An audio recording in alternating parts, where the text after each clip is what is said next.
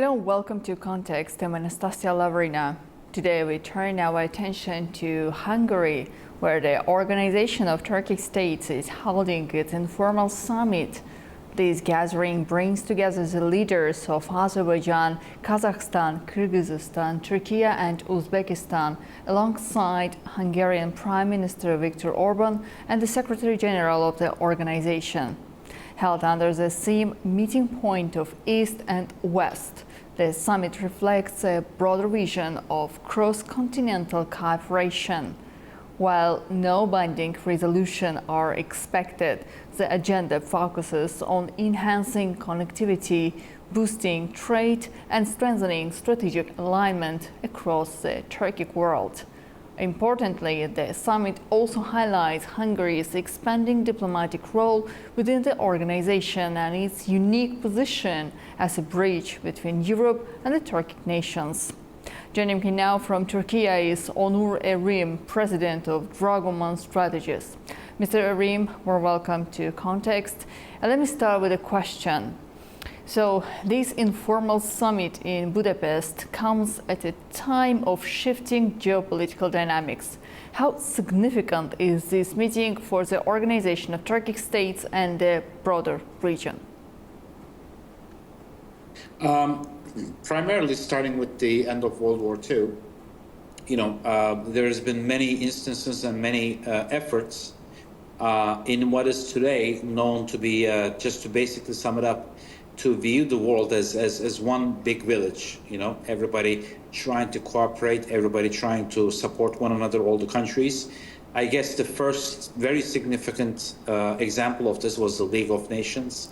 Then came the UN and a bunch of other regional and rather smaller alliances and unions. And EU has been in the history, will be as the most significant and the most broadened, example of unifying first countries regionally, then more on a global scale. As I said, there's many alliances. Some have been pretty successful, and some haven't been. And so I think with the lead, of Turkey and other Turkic nations, this allegiance also has been in the making for a number of years, and it has developed. It has stood the test of time, and it has stood this extremely volatile region or this part of the world, where more things can go wrong than right most of the time. So I think the Organization of Turkic States have all the reason to prosper together, to help one another, and to actually, through this, bring more stability into the most volatile region in the world. So I see this very significant. As I said, there was a lot of criticism or critique against this organization, that because of the composition of the countries who are actually always in hot zones, that this would be an impossible alliance to continue. But it has stood the test of time, and now I think it's very surely, but with very careful steps, it's moving towards a stronger and more of an alliance of not just economically, but otherwise, which will certainly serve as a big peace factor for the region, and will hopefully be a good example for the rest of the world, for the rest of the alliance around the world. Do you think this Organization of Turkic States could evolve into something more institutionalized, similar to the European Union or, let's say, the Association of Southeast Asian Nations? It definitely could. It should. As I said, there has been a lot of blockage by other usually neighboring nations for this alliance not to go on that route, but the alliance so far has stood the test of time, and as the time is actually running in the favor of the alliance. So as the time passes, I think the relationships, the ties will be stronger, and yes, it will evolve.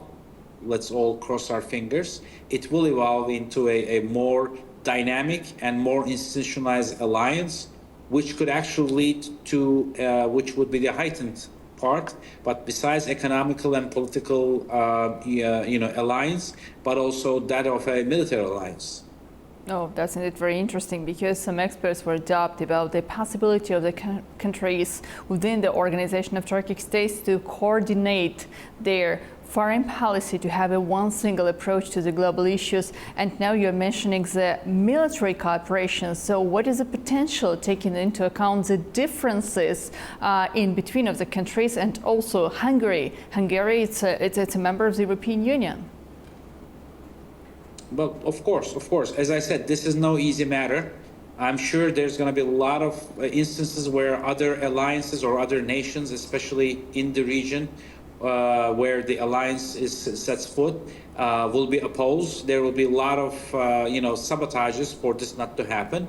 But as I said, the time is working in the favor of the alliance, and as the ties get stronger, as the people of the member nations of this alliance are going towards one goal, trying to do this together, the military alliance will be the most heightened version, something even the EU couldn't achieve and will never achieve, probably. That would be the heightened version, the heightened stage. However, I think that the full alliance would be should be the goal, and the number one factor is trying to make sure that everybody is meeting up in the bare necessities all together. The rest, the time will show. As I said, this is no easy task. It will not happen overnight.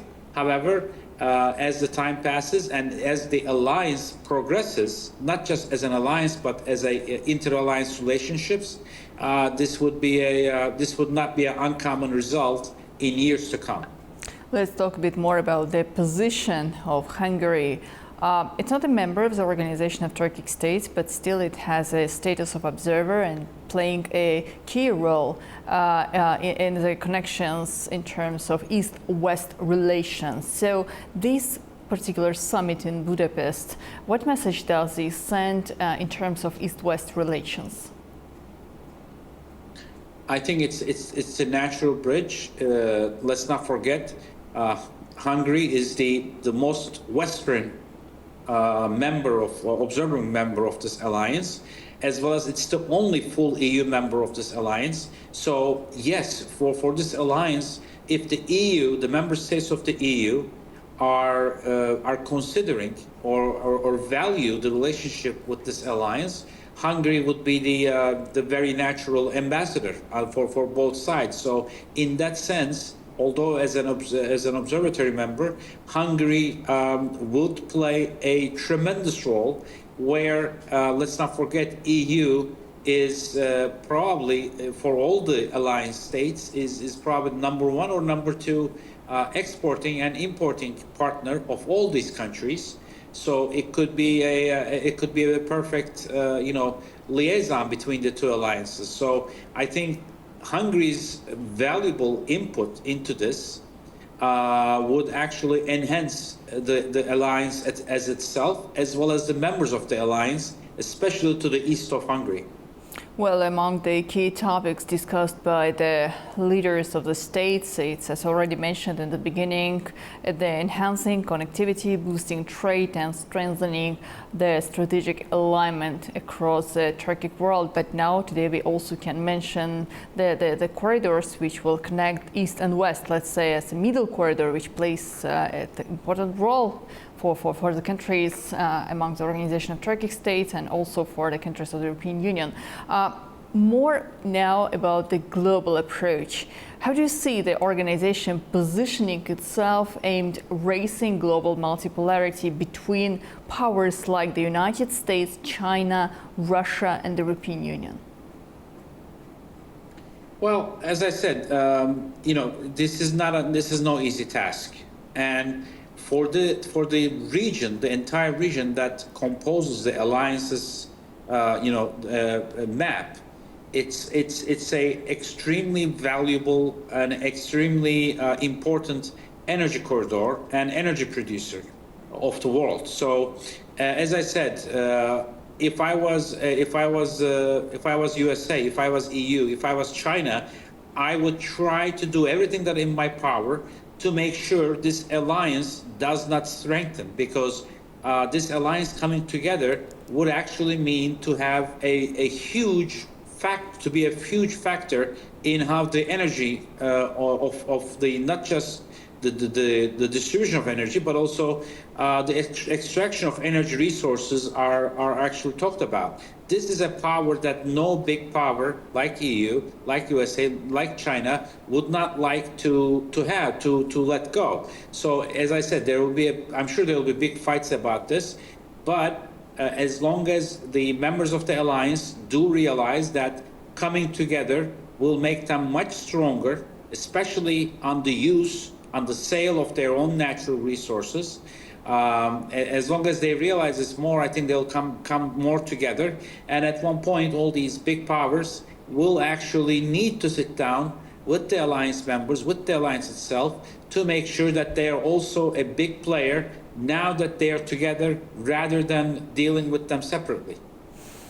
So can we say with the confidence that the Turkic world emerged as a corridor of connectivity and resilience in this new geopolitical reality? Of course, and let's not forget, not just energy. China relies and is investing billions, trillions actually, into the new Silk Road project, connecting China to Europe and to the Western world. Guess what? The alliance the alliance countries are right in the middle. So it's not just about energy, but it's also about trade routes and many other things. So if the members play it smart, if the members actually realize how coming together and acting together, they will all benefit much more than acting separately. I think we will have a very good map for this alliance to prosper altogether, rather than lose probably billions or if not trillions acting separately. Well, if there is a push to develop a more coordinated foreign policy among member states, especially in response to global conflicts and regional crises. Well, of course, right now there is not a day that goes by when you talk about international trade, you don't talk about geopolitics right next to it. So I actually see more and more international companies that are in the business of making money, trading whatever commodities or whatever service they have, that they are all actually putting a lot of importance and actually hiring people that have a geopolitical background, that has studied politics or diplomacy. This was not the case a couple of decades ago. So having a good foreign diplomatical mind, having a good sense of geopolitics, how it's played, now actually is a big determining factor how the trade is made internationally. So yes, acting together politically, acting together on international diplomacy will be a big determining factor how this comes back to you in sense of dollars and cents, in sense of trade, how it's done, or how much it brings. So political alliance or a common idea, at least in basic. Of course, the countries are going to differ in many things, but having a basic idea of how the foreign diplomacy should shape would actually benefit all of them. And in the last decade or so, it is now the geopolitics and how it's actually played out is the biggest determining factor how the international trade shapes up. So yes, having that kind of mindset with at least similar minds in major issues will be also a big determining factor how successful this alliance would be. Previously, you mentioned that we should expect some, let's say, competition in between, especially when it comes to the stance of the United States of America or, let's say, other global powers who may decide to compete with the organization, especially when it comes to energy and economic developments for the future. But when it comes to the European Union, the Union now is looking for new options, especially since the time Donald Trump initiated a new tariff plan, especially in terms of the let's say US-Europe economic and geopolitical relations. Probably this is the right time to foster the cooperation cooperation even between the institutions of the European Union and the Organization of Turkic States with the help of the early mentioned Hungary? This is a great opportunity because what Trump laid out as his framework, with especially the trade barriers that he's trying to put up with the new tariffs. Now again, let's not forget what Trump says and what Trump will do may differ, but for now, EU is very explicitly points out that they're threatened by these new tariffs and by these new laws that Trump is trying to pass or will pass. So this would be a great time, a great opportunity for the alliance to strengthen relationship with EU, especially at a time where the EU members are threatened by what Trump has been saying so far. Because let's not forget, Trump is already 6 months out of his last 4-year term, by the Constitution. So we don't have too much time to get some leadway while Trump is in the office. This would be a perfect time to enhance the relationship with EU. And by the time Trump is out, I don't think the next administration would be as volatile or as hostile against Europe with tariffs as Trump would. So this would be a perfect time to take relationships to a next level. Yes, especially through another EU full member, Hungary, where they are also the observing member of the Turkic, Organization of Turkic States Alliance. The situation in the South Caucasus, in particular the post-conflict development, it makes the organization to be even more prosperous in the near future, especially the efforts Azerbaijan and Turkey are investing in this particular development. So how do you see these processes and how it helps the future of the Organization of Turkic States? This is a very tough region to do anything because in many ways and from many directions, this is not an easy geography to work in or to try to establish something. I believe that one of the biggest challenges will be tackling issues in the Caucasus, as you said, in this region. But as I said, if all the members, put into their mind that the number one aim will be to prosper together, I don't think there's any issues that they cannot overcome. Against anybody, against Russia, against USA, against China or EU or anybody else. And one more question I have. What do you think are the main obstacles or limitations that the Organization of Turkic States still faces in expanding its influence and cohesion? Two things, very simple, especially the Central Asian members of the states, which by numbers is the biggest number. Let's not forget these states have spent in a roughly about 100 years under Russian rule. So the influence of Russia will still be great in this region. That's for a fact. And number two, such a potential alliance will threaten, if not for nothing else, economically, will threaten Russia. It will threaten USA. It will threaten EU. It will threaten China, for sure. And as you said something in the previous question, I don't really see any kind of a possible competition to this particular alliance. However, there is going to be obvious sabotage attempts by all the threatened countries or alliances. This includes Russia, this includes China, this includes EU, this includes USA, because such a potentially big alliance in determining number of things from trade to energy corridors, to energy, to natural resource, supply of the world. None of these big guys will actually like something that they cannot control. Such a strong alliance that could actually be a determining factor on the table, so to speak. So yes, please look out for any and all kind of sabotages coming from everybody that would feel threatened by the success of such an alliance, for sure. So, Mr. Rim, thank you. Thank you so much for joining our talk today. Thank you. Thank you. Well, as leaders of the Turkic world wrap up their discussions in Budapest, this informal summit has spotlighted growing unity, shifting alliances, and Hungary's rising role as a partner in the East. From transport corridors to political coordination, the Organization of Turkic States is expanding its reach and its ambition. We'll continue to track how today's dialogue shapes tomorrow's decisions. As for now, thank you for watching AnewZ and see you soon.